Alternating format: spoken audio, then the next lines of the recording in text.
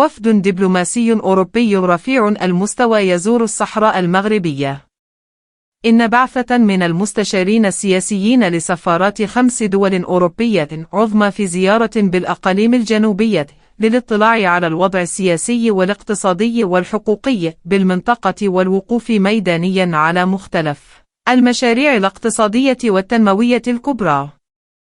وأفادت بعض المصادر أن الوفد الدبلوماسي الذي يضم مستشارين سياسيين لسفارات المملكة المتحدة وهولندا وألمانيا وبلجيكا وسويسرا ستمتد زيارته للصحراء المغربية إلى غاية 1 من نوفمبر لمدينتي العيون والداخلة. وأكدت ذات المصادر أن أعضاء البعثة سيستهلون برنامج لقاءاتهم باجتماع مع والي جهة العيون الساقية الحمراء لمناقشة القضايا ذات الاهتمام المشترك وتعزيز الروابط مع الفاعلين المحليين. كما سيعقد الوفد جلسة مع المسؤول المكلف بالتنسيق مع بعثة الأمم المتحدة المينورسو لمتابعة آخر المستجدات المرتبطة بجوانب عمل البعثة ودورها في دعم الاستقرار الإقليمي.